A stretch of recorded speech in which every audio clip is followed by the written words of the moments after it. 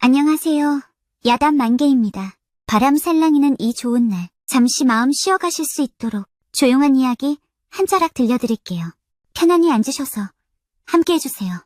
옛날 어느 마을에 곱단이라는 눈먼 처녀가 살았습니다. 곱단이는 마을 최고 갑부인 최부자의 고명딸이었는데요. 그만 어려서 어머니를 잃고 아버지랑 단둘이서만 살았답니다. 불쌍한 우리 딸. 눈도 편치 않은데 어머니 사랑조차 못 받으니 이 애비 마음이 너무나도 아프구나. 최부자는 곱단이에게 가족이 더 있으면 좀 낫지 않을까 하는 생각이 들었지요. 하여 고민 끝에 나이 50에 재가를 하였답니다. 부디 우리 곱단이를 잘 보살펴 주구려. 그게 이를 말인가요? 서방님, 곱단이를 내 자식처럼 아낄 터이니 그만 걱정 붙들어 매셔요. 곱단이의 새어머니가 된 여인네는 이미 딸이 둘이나 있었습니다. 최부자는 자식이 있는 여인이 곱단이를 잘 보살펴 줄 것이라고 생각하였던 것이지요. 허나 새어머니는 사실 겉다르고 속다른 간악한 여인이었습니다. 최부자가 자리를 비우기라도 하면 곱단이를 이리저리 구박하기 일쑤였지요. 거기다 새언니들도 예쁘고 어진 곱단이를 심하게 질투했습니다. 어머니, 눈도 안 보이는 것을 뭐 그리 잘해주시나요? 대충 옷이나 입히고 밥이나 먹이면 그만 아니겠어요? 그러게 말이다. 내가 꼬박꼬박 끼니를 주는 것만으로도 저것은 감지덕지 아니겠느냐. 맞아요. 남의 딸 키우는 어머니 고생이 정말 이만저만이 아니에요. 그래도 최부자가 죽을 때까진 꾹 참거라. 어휴, 저것만 없으면 이 집 재산이 전부 나랑 우리 딸들 것인데. 대우가 이러하니 어디 가족 사랑을 제대로 받았겠습니까?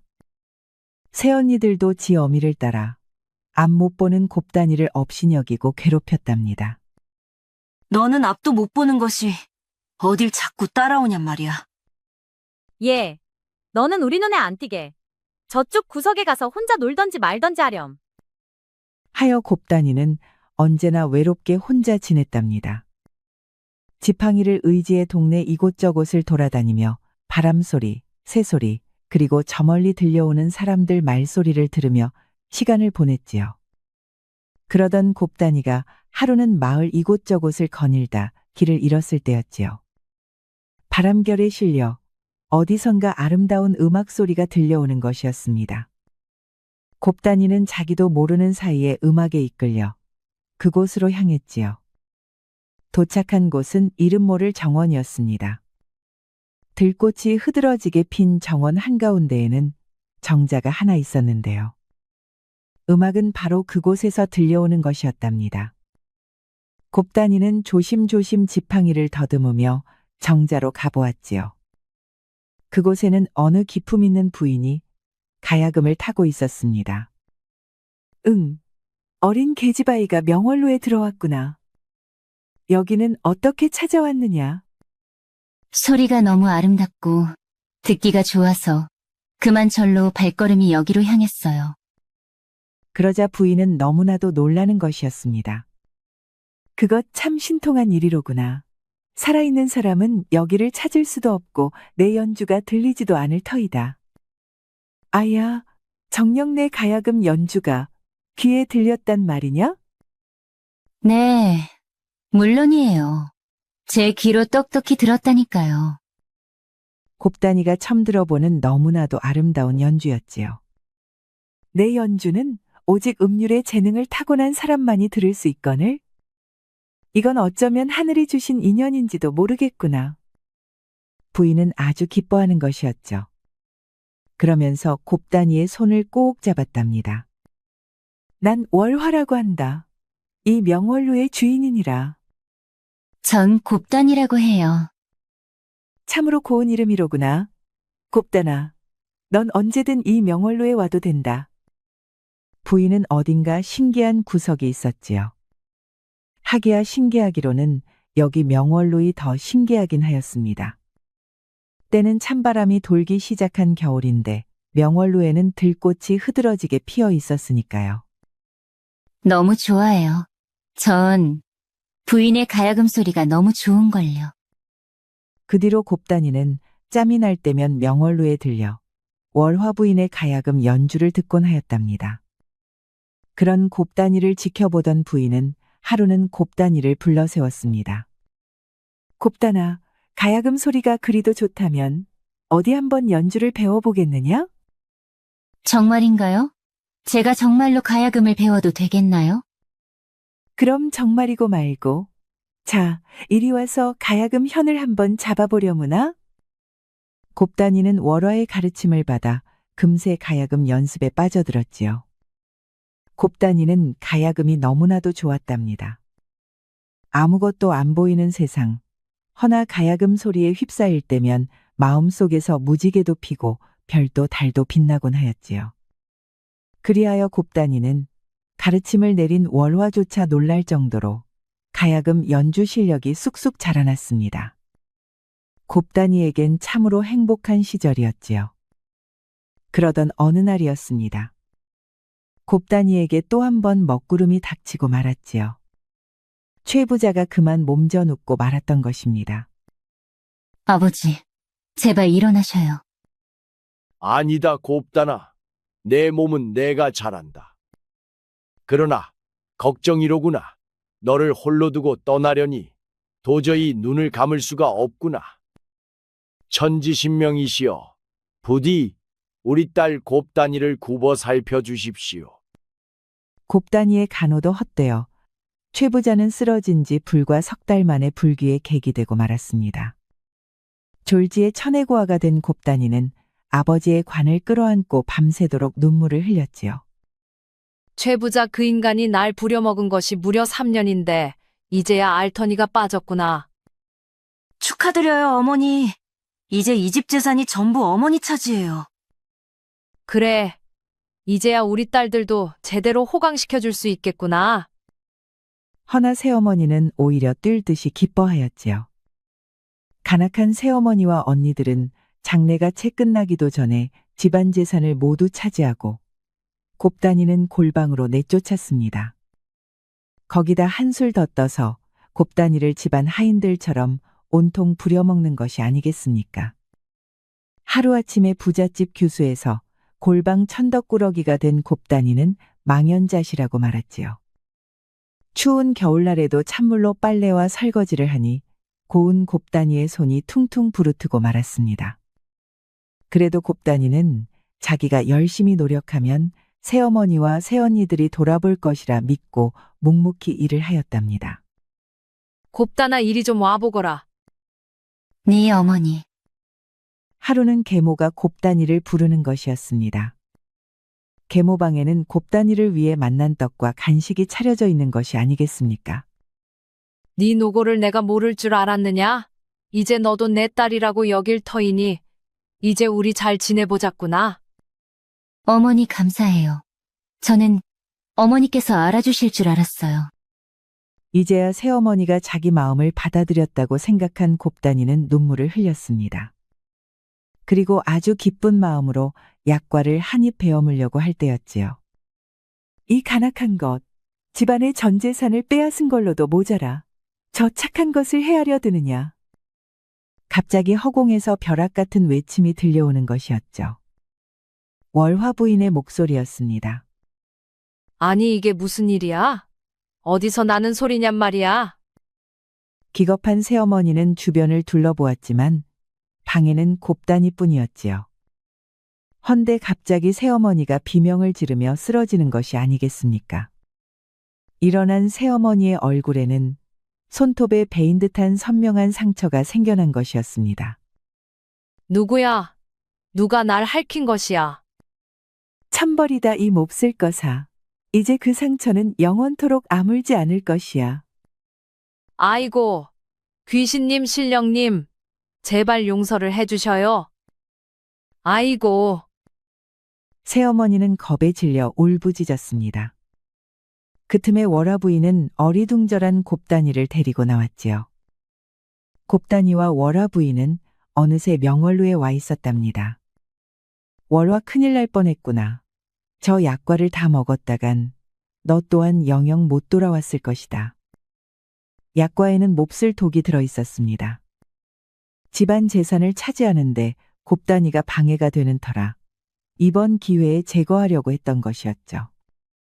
내막을 모두 알게 된 곱단이는 눈물만 줄줄 흘렸답니다. 살았다는 안도감조차 별로 들지 않았지요. 그저 새어머니가 자기를 해치려 했다는 사실에 너무나도 슬펐으니까요. 하여 곱단이는 참으로 서럽게 울었답니다. 가엾은 것, 울고 싶을 만큼 실컷 울려무나. 월화부인의 품에서 울던 곱단이는 한참 만에야 고개를 들었습니다. 스승님, 저도 명월로에 데려가 주시면 안 되나요? 그건 안 된다. 명월로는 산 사람이 오래 머물러서는 안 되는 곳이다. 명월로는 이 세상의 것이 아니었습니다. 귀신 세계에 속한 장소였으니까요. 사실 명월로에 있던 저택은 인간 세계에서는 흉가나 다름없는 꼴이었습니다. 심지어 마을에서는 명월로에 귀신이 들끓는다며 모두들 두려워서 얼씬도 하지 않았으니까요. 명월로는 오직 곱단이에게만 아름다운 낙원이었던 것입니다. 거기다 나 또한 이 세상 사람이 아니니라. 사실 월화 부인도 산 사람이 아니었습니다. 부인은 오래전 유명을 달리한 절세의 가야금 연주자였던 것이지요. 허나 귀신이 되어도 그 음률만은 남아 여전히 명월로를 떠돌고 있던 것이었습니다. 하늘의 인연으로 널 가르쳤으나 그것도 이제 슬슬 끝나가는구나. 아니, 그게 무슨 말씀이신가요? 잘 듣거라, 곱단아. 17살이 넘을 때까지 이 명월로에 있으면 너 또한 생기를 잃고 나 같은 귀신이 되고 말 것이다.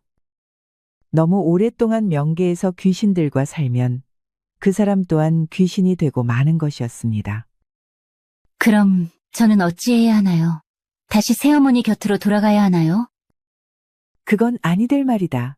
저 간악한 것은 네가 죽을 날만을 기다리고 있느니라. 곱단이는 어찌할 바를 몰랐습니다.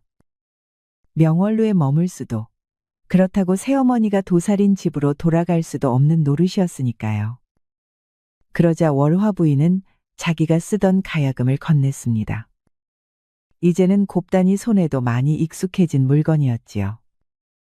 이 가야금은 명인 천률자가 빚은 명기이니라. 이제 이걸 받아들고 인간 세상으로 다시 돌아가도록 하거라.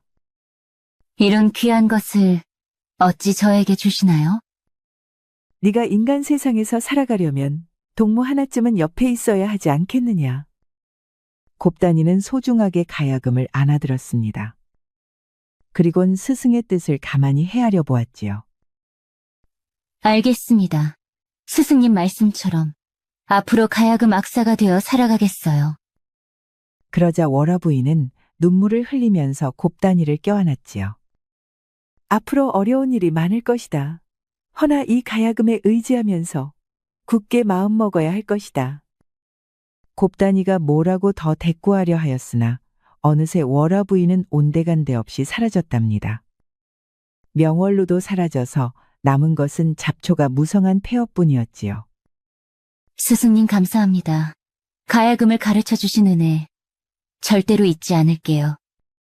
곱단이는 가야금을 껴안은 채 오랫동안 움직이지 않았답니다. 그 뒤로 곱단이는 전국을 떠돌며 가야금 연주로 먹고 살았습니다. 궁핍하고 외로운 나날이었지만 그래도 가야금 소리가 위안이 되었습니다.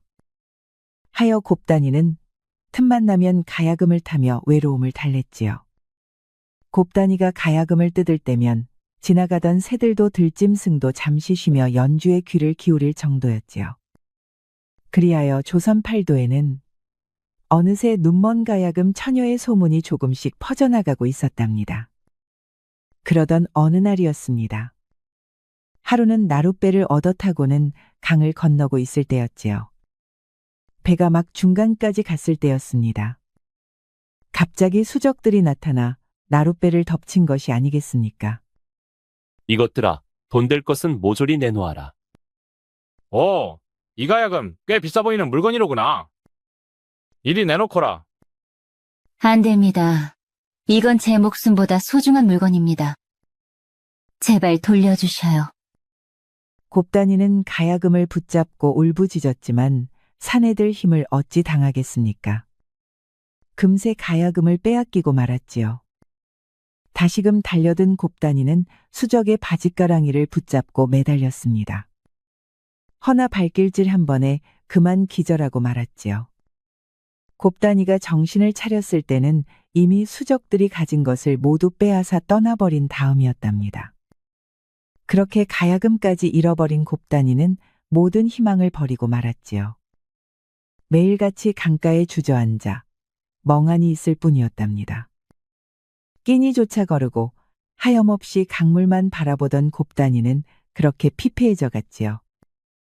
며칠이 지나니 이제 손을 들 기운조차 없었습니다. 점점 머릿속이 아득해졌지요. 그래도 곱단이 마음속엔 잃어버린 가야금만 있었답니다. 스승님, 마지막으로 가야금 소리를 한 번만 더 들었으면 소원이 없겠어요. 그렇게 중얼거린 곱단이는 슬픔과 배고픔으로 까무룩 기절하고 말았답니다. 여보시오, 정신 차리시오. 가물가물했던 정신이 점점 환해지니 웬 사내의 목소리가 들려오는 것이었죠. 명실이는 화들짝 일어났습니다. 여기가 대체 어딘가요? 내 집이라오. 처자가 강가에 쓰러져 있길래 염치불구하고 데려왔소이다. 사내는 미음을 가져와 손수 숟가락을 들어 곱단이의 입에 넣어주었답니다. 기력이 하나도 없던 곱단이는 반은 흘리고 반은 삼키면서 간신히 한 그릇을 비웠지요. 그렇게 몸에 곡기가 들어가니 정신이 좀 드는 것이었습니다. 간밤에 의원을 불렀다오. 그분 말씀이 너무 놀라고 당황해서 잠시 기절했던 것이니 잘 먹고 푹 쉬면 나을 거라 하셨소. 그러면서 기운을 차릴 때까지 얼마든지 머물러도 좋다는 것이었습니다. 아닙니다. 금방 일어나야지요. 곱단이가 억지로 일어나려는데 사내가 제지하였지요. 아직 다 낫지도 않았으면서 무슨 객기를 부리시오. 이렇게 구해주시고 음식까지 베풀어 주셨는데요. 이 이상 신세를 질 수야 없지요. 군소리 말고 좀 더 머무르시오. 아니면 설마 내 수고를 헛되게 할 생각이시오. 사내의 음성에는 힘과 기품이 서려 있었습니다. 어째 한번 들으면 도저히 거역하기 힘든 그런 위엄이 넘쳤지요. 기백에 눌린 곱단이는 얌전히 자리에 누웠답니다. 사내는 껄껄 웃더니 이불을 덮어주었지요. 그 후로도 사내는 자주 곱단이를 찾아와 직접 미움도 먹이고 간호도 해주었습니다. 처자, 이제 보니 앞을 보는 게 불편한 것 같구려. 곱단이가 자꾸만 미움을 흘리자 그걸 유심히 살피던 사내가 묻는 것이었습니다. 네, 태어날 때부터 그러하였지요. 내가 미안하오. 아픈 데를 들추고 말았구려. 곱단이의 대답에 사내는 마음이 아려왔습니다. 세상에 아름다운 것이 얼마나 많은데 곱단이는 아무것도 볼 수 없었으니까요. 이 몸은 이훈이라고 하오. 오야 뒤에 번쩍일 섬을 써서 이훈이라고 하지. 처자의 이름을 물어봐도 되겠소? 제 성씨는 최이고 이름은 곱단이라 합니다. 그러자 사내가 무릎을 치며 껄껄 웃는 것이었습니다. 참으로 고운 이름이구려. 어째 두 사람이 만난 것이 우연이 아닌 운명의 이끌림 같았답니다. 그나저나 처녀는 혹시 아끼는 물건을 잃어버리지는 않으셨소? 네, 그러합니다. 제 몸과도 같은 물건인데 그만 도적들에게 빼앗기고 말았지요. 그게 바로 이 가야금이 아니오? 이후는 벽장 속에서 가야금을 꺼냈지요. 가야금을 받아든 곱단이는 구해졌을 때보다 더 기뻐하였답니다. 역시 이 가야금의 주인은 곱단 처녀였구려. 제 목숨뿐 아니라 가야금까지 찾아주시다니요. 이 은혜를 어찌 다 갚아야 할지 모르겠습니다. 고마워할 것 없어. 나도 다 생각이 있어서 그런 거라오. 그러면서 이후는 자기가 줄곧 가야금 악사를 찾고 있었다고 말하는 것이었습니다. 내 천성이 풍류를 좋아하고 음악을 즐겨 들으니 오직 바라는 것이 뛰어난 악사를 옆에 두는 것이었소. 하여 백방으로 뛰어난 가야금 연주자를 찾고 있었다오. 이후는 뛰어난 가야금, 연주자가 있다는 소문을 듣고 길을 나섰다가 도적대에게 화를 당한 곱다니를 보고 말았지요. 하여 검을 휘두르며 달려드니 도적들이 죄다 달아나 버렸다는 것이었습니다. 참으로 인연이란 신기한 것 같습니다. 은인께서 절 찾고 있었다니요. 그러게나 말이오. 이것 참, 그렇다면 처자가 아니라 내가 빛을 찾아낸 셈이로고. 그러면서 이후는 또 한 번 박장대소를 하였답니다. 시원하게 웃은 이후는 곱다니에게 고개를 숙이며 연주를 부탁하였지요. 곱다니는 기뻐하며 가야금 위에 손을 얹었지요. 마침내 곱다니의 손이 가야금 12줄 위에서 춤을 추었습니다. 연주를 들은 이후는 마치 눈앞에 신선세계의 절경이 펼쳐지는 것 같았답니다. 온갖 기화요초가 피어나고 신령스런 짐승이 뛰놀며 구름과 안개가 오색 빛깔로 휘몰아쳤지요. 놀랍구려. 곱단 처녀의 연주는 그야말로 하늘궁 선녀들의 연주인 듯하오. 과찬의 말씀이십니다. 제 보잘것없는 재주가 그저 은희님 기분을 조금이라도 기쁘게 하였기를 바랄 뿐입니다. 겸양이 과하면 교만이오. 이제 보니 곱단 처녀는 참으로 거만스런 연주자였구려. 둘은 서로를 향해 기분 좋게 웃음을 터뜨렸습니다. 이후는 흥이 타올랐는지 칼을 빼들고 마당에서 건물을 추었지요. 비단결 소리인가 푸른 강물 흐르듯이 은잠사 가닥 위에 천지만물 올랐는가. 하늘도 간복하니 사람마저 황홀하네. 낭낭한 시조가 곱다니의 마음을 울렸지요. 연주를 하는 곱다니의 두 눈엔 자기도 모르게 눈물이 흐르고 있었답니다. 그런 곱다니를 지켜보던 이유는 어느새 자신도 그녀에게 빠져들고 있었지요. 쉴 새 없이 가야금을 타는 그녀는 너무나도 아름답고 또 가련했지요. 해서 이훈의 가슴은 자신도 모르게 설레는 것이었습니다. 곱다니가 연주를 하는 중이 아니었다면 달려가 두 손을 맞잡고 싶은 생각이 굴뚝 같았습니다. 죽기 전에 꼭 한 번 더 가야금을 연주하고 싶었는데 은희님 덕분에 이제는 여한이 없습니다. 어허, 무슨 그런 재수없는 말씀을 하시오. 곱단 처녀 같은 악사가 쓰러지면 그건 이 나라의 불행이자 슬픔이라오. 절 그렇게 여겨주시니 몸둘 바를 모르겠습니다. 연주를 마친 곱다니는 지쳐서 잠에 빠졌습니다. 가만히 눈을 감은 곱단의 얼굴은 마치 선녀 같았습니다. 이후는 곱단의 앵두 같은 입술에 입을 맞추고 싶었지만 가까스로 참아냈지요. 어허, 후나. 아직도 수행이 부족하구나. 이리도 욕망에 휘둘려서야 어찌 곱단이 처녀를 볼라치 있겠느냐. 헌데 이게 무슨 일이지요? 고나게 자던 곱다니가 갑자기 비명을 지르는 것이 아니겠습니까? 도대체 무슨 악몽을 꾸는지는 모르겠지만 온몸을 비틀며 울먹이는 것이었습니다. 그 모습이 너무나도 불쌍한 이유는 곱단 처자의 손을 꼭 잡아주었답니다. 곱단이는 그 손이 생명줄이라도 되는 양 필사적으로 매달리는 것이었죠. 이훈의 마음이 미어지는 것 같았답니다. 괜찮소. 이젠 내가 옆에 있으니 안심하고 잠드시구려. 그제야 곱다니는 새근새근 잠들 수 있었습니다. 허나 눈가에 흘러내리는 눈물 한 방울이 이훈의 가슴을 아프게 하였지요. 천혜고아의 벗이라곤 가야금뿐이라니. 이리도 가련하고 사랑스런 처녀가 어쩜 이리 박복하단 말인가. 이훈은 자기라도 곱다니를 지켜주기로 마음먹었지요. 그날 밤새 곱다니의 곁을 지켰습니다. 곱다니는 이훈의 극진한 보살핌 덕분에 오래간만에 푹 잘 수 있었답니다.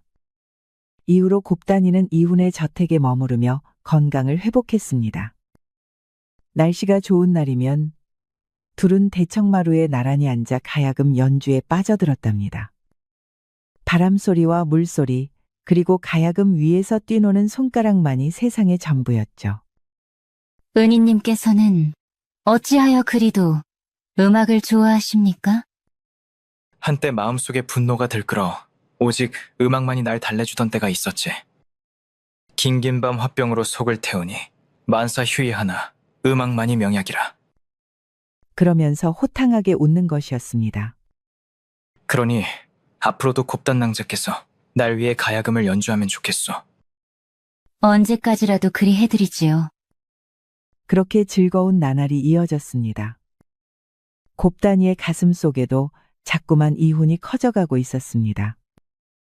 이제는 이훈의 발걸음 소리만 들어도 어쩐지 가슴이 콩닥콩닥 뛰었지요. 그러다 보니 이훈에 대해 알고 싶은 것도 많아졌답니다. 은희님, 대체 무슨 연유로 이 외딴 곳에 홀로 사시나요?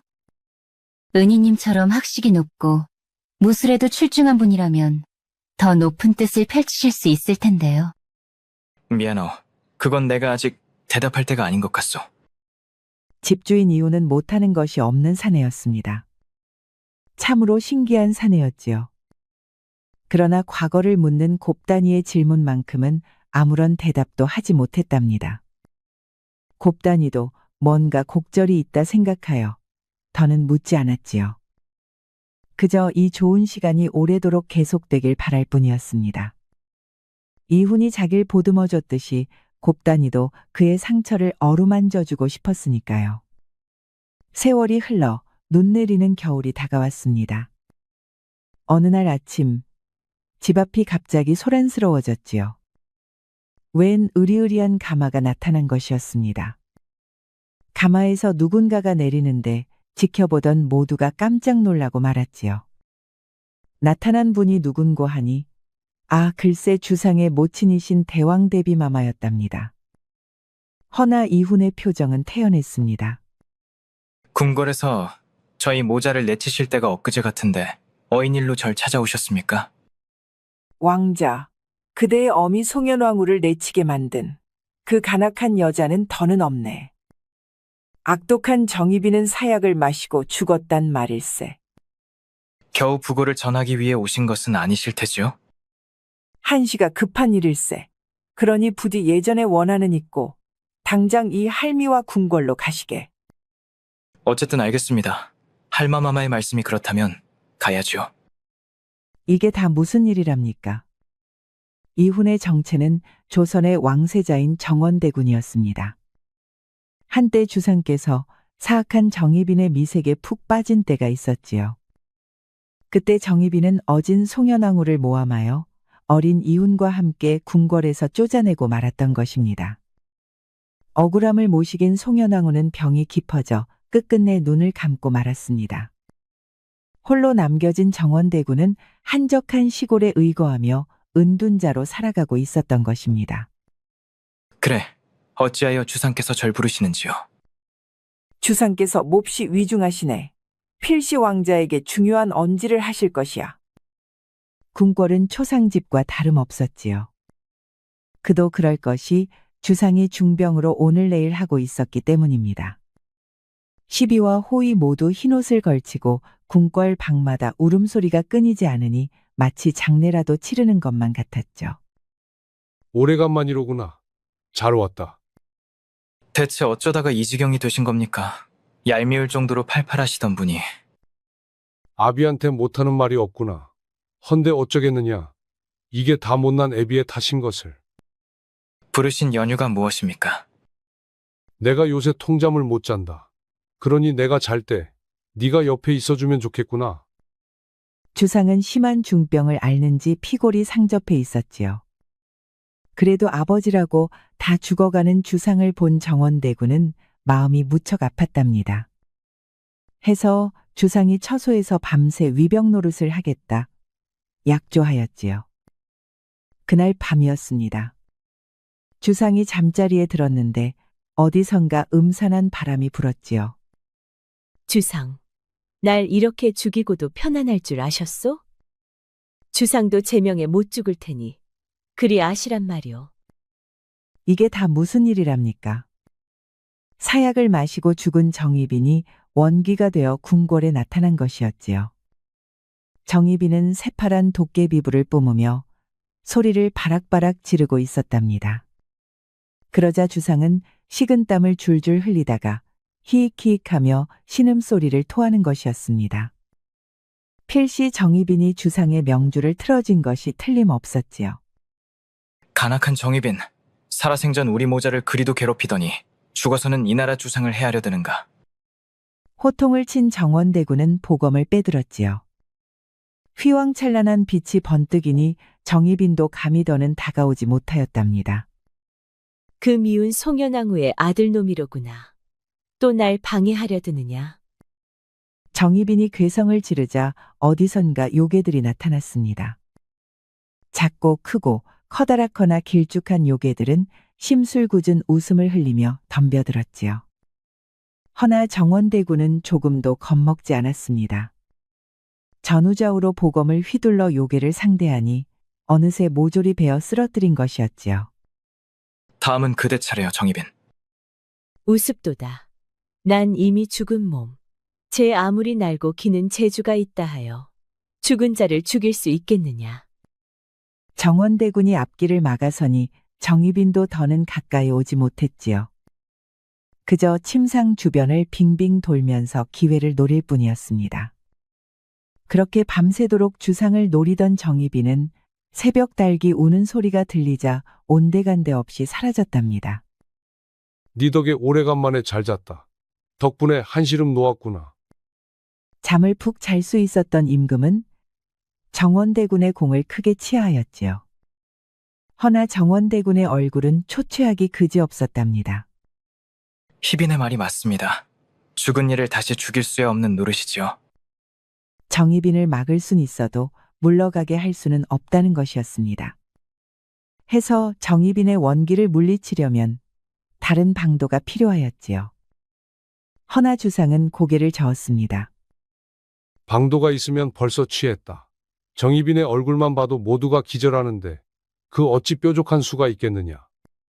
하여 매일 밤 정원대군은 정희빈과 맞서 싸웠지요. 하루하루 잠도 자지 못하고 밤을 샌 정원대군은 점점 더 피폐해지고 말았습니다. 어찌나 수척한지 앞이 보이지 않는 곱단이조차 눈치를 챌 지경이었지요. 그럼 다녀오리다. 허나 정원대군은 물러설 수가 없었습니다.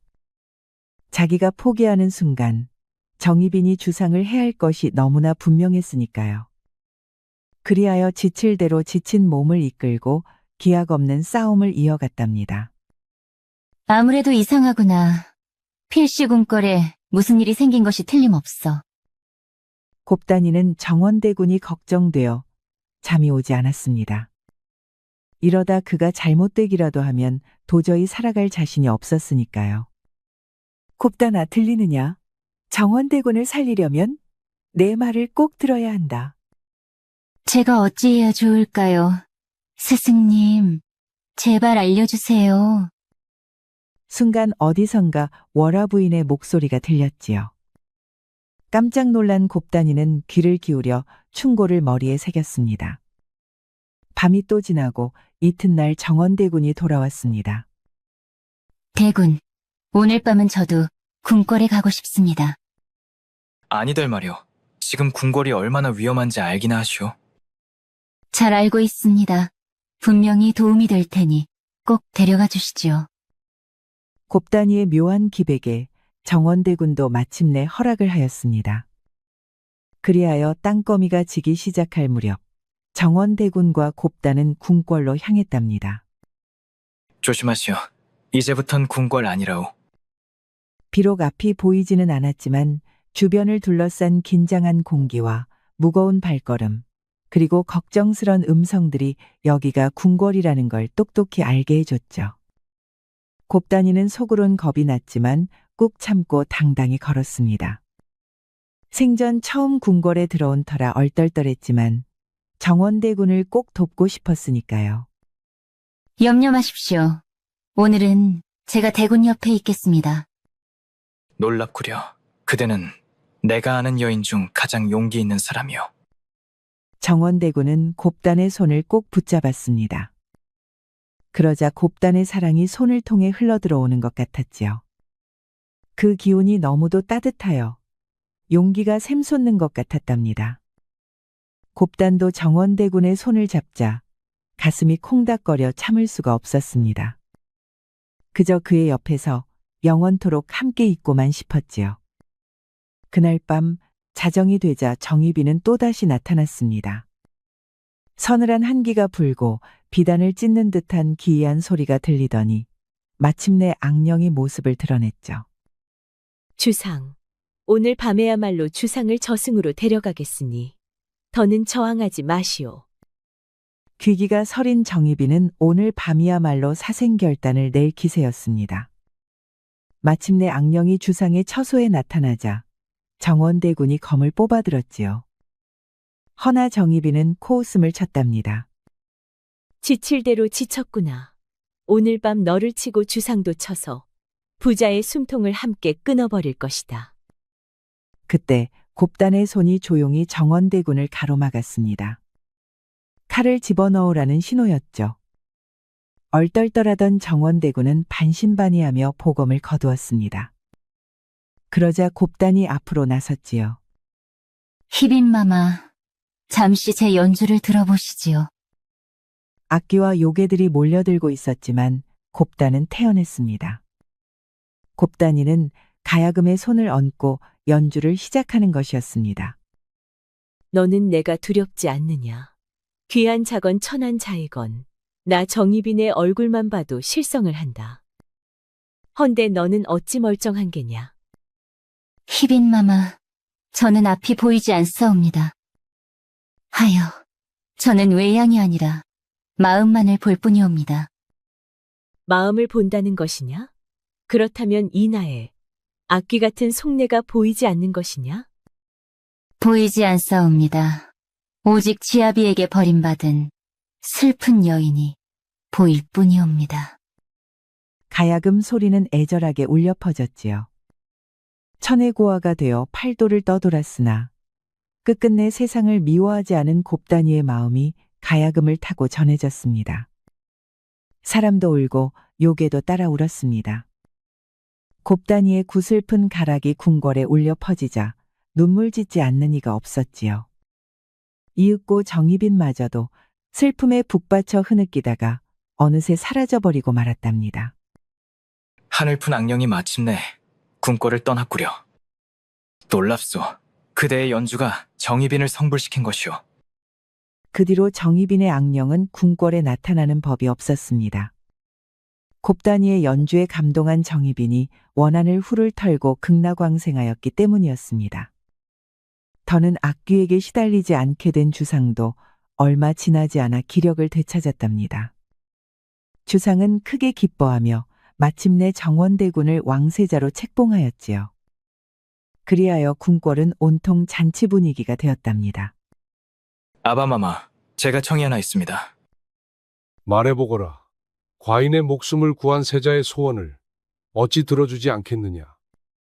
정원대군은 곱단이를 세자비로 맞이하고 싶다는 거였습니다. 주상 전하는 두말 않고 허락해 주었지요. 비록 신하들이 곱단이가 앞을 볼 수 없다는 이유로 반대를 하였지만 임금이 밀어붙이니 더는 막아서지 못했답니다. 정원대군은 기쁨에 못 이겨 곱단이를 얼싸안고 빙빙 돌았습니다. 제가 세자비라니 당치도 않사옵니다. 그러니 저하께서는 부디 사지가 멀쩡한 규수를 골라 세자비를 삼으시지요. 무슨 소리야. 그대보다 내게 어울리는 여인이 어디 있겠어. 무엇보다 그대의 연주를 듣지 않으면 나는 하루라도 더 살아갈 수가 없소이다. 정원대군이 끈질기게 권하자 곱단이도 마지못해 수락하였지요. 마침내 윤성대군의 손을 맞잡은 곱단이의 눈에는 뜨거운 눈물이 흘러내렸답니다.